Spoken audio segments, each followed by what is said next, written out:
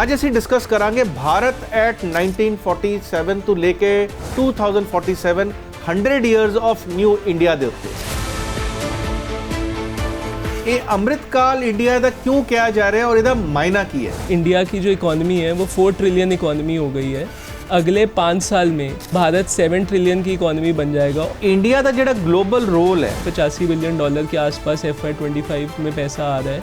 तो ये कहीं ना कहीं यही दिखा रहा है कि बाहर के देश मुल्क भी हमारी कंट्री में इन्वेस्ट करने में बहुत ज़्यादा पॉजिटिव है। ਤੁਹਾਨੂੰ ਕੀ ਲੱਗਦਾ ਹੈ ਜਦ ਦਾ कोविड होया और चाइना +1 पॉलिसी की गल हुई, इंडिया एक बहुत बड़ा इसका बेनीफैक्टर है? इंडिया में कहीं ना कहीं 4 लाख करोड़ तक का पैसा चाइना +1 के रूट से आया और कहीं ना कहीं 1 करोड़ ईयरली जॉब ये हमारी इंडस्ट्री में लेके आ रहा है। कित्थे लावां पैसा presented by SBI mutual fund, a partner for life. स्वागत है PTC के सारे दर्शकों का। मेरा नाम भवमीत टाइगर चंडोक है और असी अपनी खास पेशकश नूं जारी रख रहे हैं। SBI म्यूचुअल फंड प्रेजेंट्स कित्थे लावां पैसा। काफ़ी सालों तो ये चर्चा हो रही है कि साडा देश 2047 तक एक डेवलप्ड इकोनॉमी हो जाएगा, जिहड़ा कोइंसाइड करदा साडा 1947 तो 100 साल होण दे साडे कंट्री दे लाइफ दा इंडिपेंडेंस दे बाद। कि साडा देश वाकई डेवलप्ड हो जाएगा और जे डेवलप्ड हो जाएगा तो उहदे की पैमाने होणगे। अज असीं डिस्कस करांगे भारत एट 1947 तो लेके 2047 100 इयर्स ऑफ न्यू इंडिया दे उत्ते। और उहदे लई साडे कोल खास मेहमान आए हुए ने श्री ऋषभ पावा जी लुधियाना तो। ये पार्ट ने दीपक इन्वेस्टमेंट्स दे, जेड़े कि इन्हां दे फादर साहब दीपक पावा जी चला रहे 1990 तो। दीपक इन्वेस्टमेंट्स 35 साल तो ज़्यादा इन्हां दी विंटेज है। इन्हां ने 2012 च BCom की, 2016 दे विच MBA की और उहदे बाद कोटक म्यूचुअल फंड और निपॉन म्यूचुअल फंड से 3 साल की जॉब की। दीपक इन्वेस्टमेंट्स 1500 करोड़ तो वध इन्वेस्टमेंट संभाल रहे हैं और 3000 फैमिलीज़ का पूरा इन्वेस्टमेंट पोर्टफोलियो और फाइनैंशियल एसेट्स नू टेक केयर कर रहे हैं। ऋषभ जी, तुहाडा साडे शो च खास स्वागत है। थैंक यू भवमीत जी इस शो पे बुलाने के लिए। I would like to thanks also PTC news and its channel partners, और मैं SBI का भी थैंक यू करना चाहूँगा for having me here. Thank you Rishabh ji. सब तो पहला असी गल करांगे जिहड़ा भारत एट 1947 जिहड़ा कि असी कहने अमृतकाल साडा चल रहा है। ये अमृतकाल इंडिया का क्यों किया जा रहा है और इसका मायना की है? देखो जी, अगर आज की बात करें, अमृतकाल जो नाम दिया गया है भारत को, या जिस चीज़ को हम गोल्डन एरा भी बोल रहे हैं, विकसित भारत भी बोल रहे हैं, ये नाम ऐसे ही नहीं दिया गया। इसके पीछे काफ़ी, अगर हम पिछला डेटा देख के बात करें और आज के इंडिया को देखें, तो जिस हिसाब से भारत की ग्रोथ चल रही है, आने वाला जो समय है 2047 का, जिसको हम लोग 100 साल का बोल रहे हैं कि 1947 इंडिपेंडेंस से अभी तक 2047 तक की जो जर्नी रहेगी, वो कैसे इकोनॉमी की रहेगी, क्या हालात होंगे, हम उसमें आज जो बात करेंगे बेसिकली वो ये बात करेंगे कि आज इकोनॉमी कैसी है, कल कैसी होगी, और आने वाले जो 2 दशक है, अगले 2 डेकेड है, उसमें इकोनॉमी कैसे पार्ट करेगी। सो अगर आज विकसित भारत की बात कर रहे हैं तो आप सबको, व्यूअर्स को जान के हम सबको काफ़ी खुशी होगी कि इंडिया की जो इकोनॉमी है वो 4 ट्रिलियन इकोनॉमी हो गई है, जिसने अब जापान को भी बीट कर दिया है और 4th लार्जेस्ट इकोनॉमी बन गई है। इससे ऊपर जो इकोनॉमीज़ हैं, सबसे पहले US, second China, third Germany. आने वाले 5 साल में जैसे ये 2030 में 7 ट्रिलियन इकोनॉमी बन जाएगी अपनी भारत की, तो कहीं ना कहीं जर्मनी को भी बीट कर देगा। सो आज का जो आम आदमी पैसा कमा रहा है, घर एक आमदनी लेके जा रहा है पूरे साल की, वो कुछ ना कुछ अराउंड $250 है, जिसकी वैल्यू इंडियन रुपीज़ में बनती है 2.25 लाख रुपये। आपको जान के बहुत हैरानी होगी कि आने वाले समय में, अगले 5 साल में, जब भारत 7 ट्रिलियन की इकॉनमी बन जाएगा और 2047 की बात करें, 22 साल आगे की बात करें, तो पर कैपिटा इनकम आज एक इंडियन हाउस होल्ड की $15,000 के आसपास हो जाएगी, जो कि 12.5 लाख के आसपास है। विज़ावी अगर हम बात करते हैं आज बड़े देशों की, जिसमें चाइना आ जाता है, US आ जाता है, उनकी कहीं ना कहीं $13,000 से लेके चाइना की और US की $80,000 तक की पर कैपिटा इनकम है।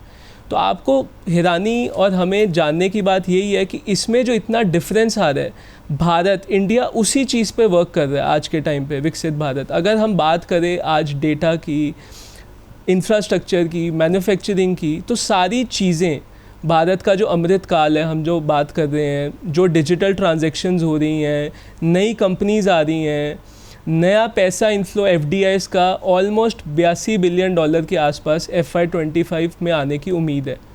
तो कहीं ना कहीं ये भारत की जो फाइनेंशियल इंक्लूजन हो रही है, लोग काफ़ी ज़्यादा पॉजिटिव है भारत की इकोनॉमी को लेके, इंडिया को लेके, वो कहीं ना कहीं इन्हीं फैक्टर्स के लिए हैं। क्योंकि अगर हम बात करें म्यूचुअल फंड की, बाहर की और जितनी इन्वेस्टमेंट्स हमारे पास आ रही हैं, विद इन इंडियन मार्केट की इन्वेस्टमेंट है, वो सारा कहीं ना कहीं इसी के साथ जुड़ा हुआ है। जी जी, ਤੁਸੀਂ ਬੜਾ ਅੱਛਾ ਇੱਕ ਇੰਟਰੋਡਕਸ਼ਨ ਦਿੱਤਾ ਕਿ ਅੰਮ੍ਰਿਤ ਕਾਲ ਦਾ ਮਤਲਬ ਕੀ ਹੈ, ਇੱਥੇ ਸਾਡੀ ਇਕਨੋਮੀ ਕਿਦਾਂ ਗਰੋ ਕਰ ਰਹੀ ਹੈ, ਉਹਦੇ ਨਾਲ ਜਿਹੜਾ ਸਾਡਾ ਸਿਟੀਜ਼ਨ ਹੈ ਉਹ ਕਿਦਾਂ ਗਰੋ ਹੋਏਗਾ ਹੋਰ 22 ਸਾਲਾਂ ਦੇ ਵਿੱਚ।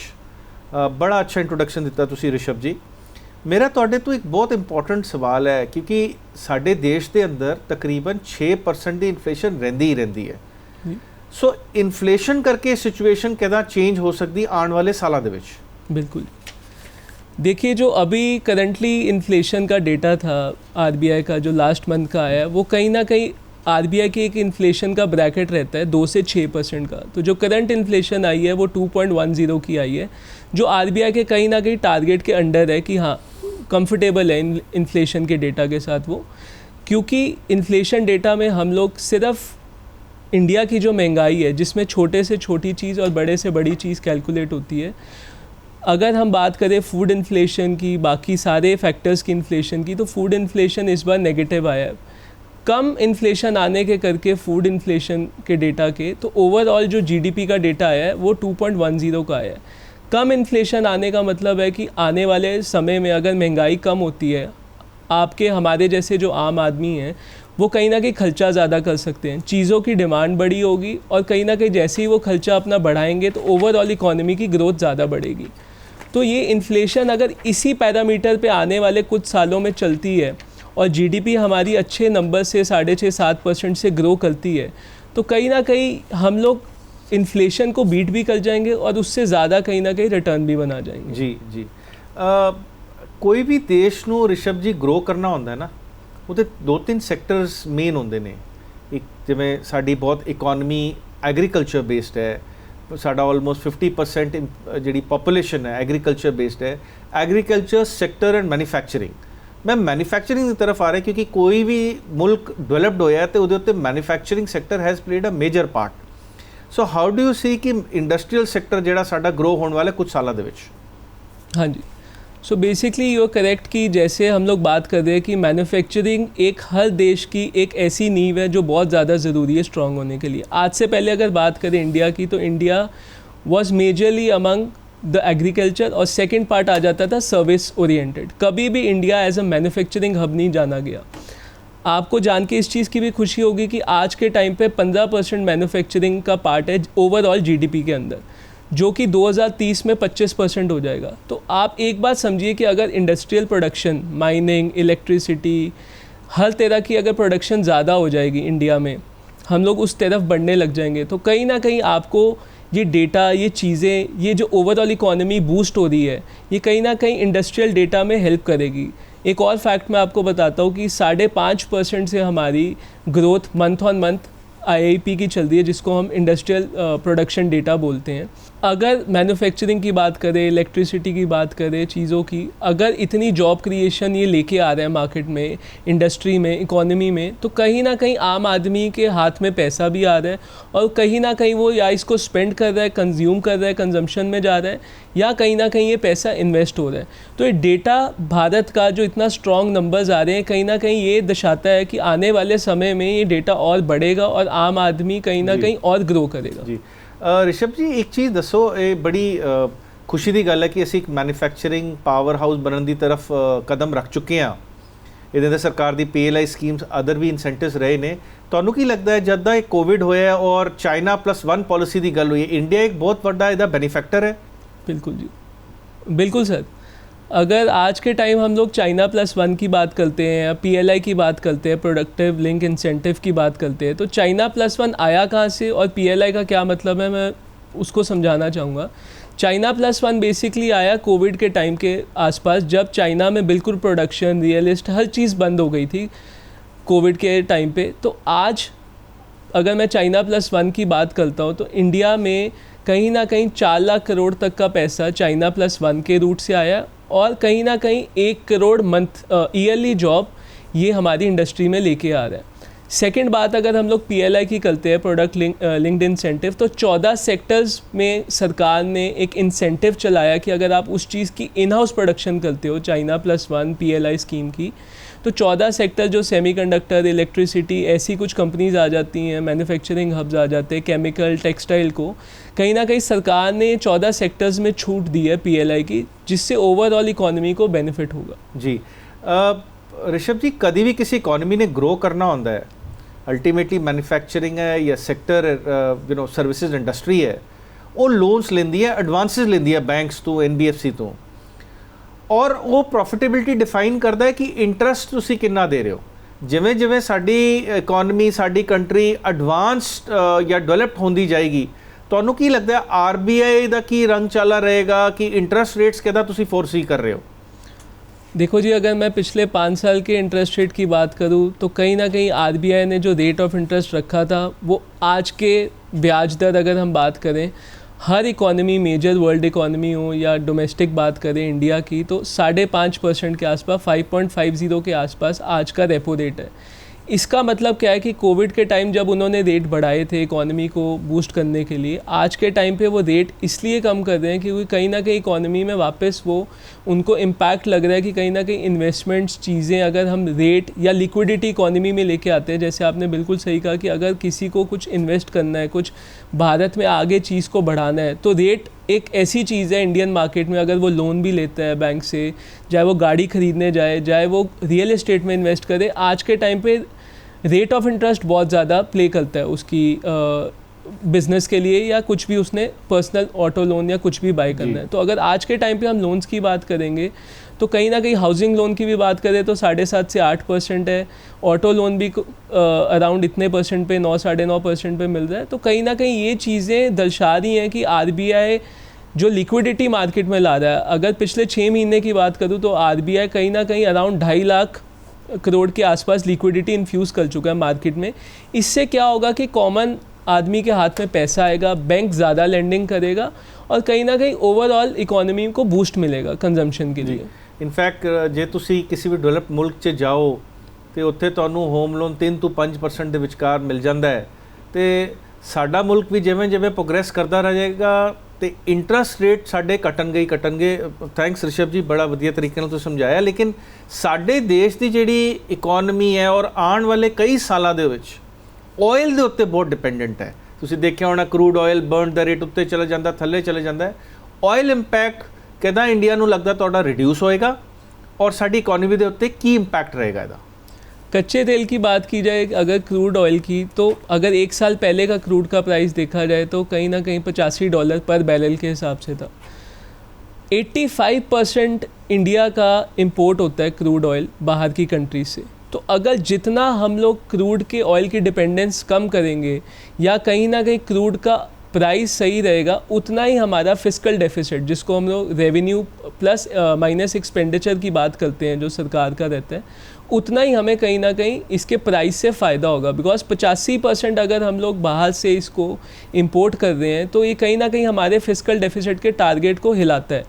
आज के टाइम पे जैसे $70 पर बैरल हो गया, और अगर करेंसी की बात करूँ अराउंड $85-87 हो गई है INR के हिसाब से, तो कहीं ना कहीं अगर हमारा क्रूड का प्राइस आने वाले समय में डिपेंडेंसी भी कम होती है और रेट भी कम होता है, तो ओवरऑल हमारी इकोनॉमी के लिए ये बेटर ही रहेगा जी। हाँ जी ऋषभ जी, ये सारे ਦੇ ਵਿੱਚ ਸਾਡੀ कैपिटल मार्केट जितों ਅਸੀਂ म्यूचुअल फंड स्टॉक्स की गल करते हैं, ਉਹਦੇ ਤੇ ਕੀ ਇੰਪੈਕਟ ਹੁੰਦਾ? क्योंकि जे ਤੁਸੀਂ डेवलप्ड कंट्रीज़ देखो, ਉੱਥੇ ਤਾਂ ਇਹ ਹੁੰਦਾ ਹੈ ਕਿ ਜੀ ਜੇ GDP 100 रुपए ਦੀ ਹੋਈ ਹੈ ਤਾਂ ਇਨਵੈਸਟਮੈਂਟ ਸ਼ਾयद 70-80 रुपए ਦੀ ਹੋ ਜਾਂਦੀ ਹੈ। पर साडे देश 'ਚ हले कैपिटल मार्केट की पार्टिसिपेशन नो डाउट लास्ट 5 साल बहुत वधी है, पर फिर भी बहुत घट है। ਇਹ 22 ਸਾਲਾਂ ਦੇ ਵਿੱਚ ਤੁਹਾਨੂੰ ਕੀ ਇੰਪੈਕਟ ਦਿਖ ਰਿਹਾ ਕਿ ਕੈਪੀਟਲ ਮਾਰਕੀਟ ग्रोथ ਕਿੱਦਾਂ ਰਹੇਗੀ और कितना % पार्टिसिपेशन बढ़ेगा? देखो, आज के टाइम पे मैं आपके चैनल के माध्यम से एक बात बोलना चाह रहा हूँ कि आज के टाइम पे जो जनरेशन है, जो 20 से 35 साल की जनरेशन है, this will be the amongst richest generation. अगर आप देखोगे इनसे ज़्यादा पैसा कोई कमाएगा ही नहीं. इसके पीछे भी एक लाइव एग्जाम्पल हम लोग देखते आए हैं कि अगर हम अपने पेरेंट्स की बात करें, पुराने लोगों की बात करें, वो लोग कहीं ना कहीं एफडी से शुरू होते थे. एक आम आदमी गया बैंक में, उसने एफडी कराई, कुछ ना कुछ उसको 6-7% ब्याज मिल गया. बट अगर आज की मैं बात करता हूँ, अगर आम आदमी की मैं बात करता हूँ, एक इन्वेस्टर की बात करता हूँ, अगर वो कैपिटल मार्केट में आ रहा है, यंग एज है उसकी, 22 से 25-30 साल की एज है, तो कहीं ना कहीं उसके पास एक पुराना एक्सपीरियंस है और उसके हाथ में एक पैसा है जो पुरानी जनरेशन्स के पास इमीडिएट पैसा नहीं था. आज के टाइम पे उनके पास एक सहूलियत है, एक बैक टेस्टिंग है कि हाँ, पैसा अगर मैं आज यहाँ लगा रहा हूँ तो 2008 में क्या हुआ था, कोविड आया 2020 में, 2011 में मार्केट कैसी रही, 2016 में कैसी रही.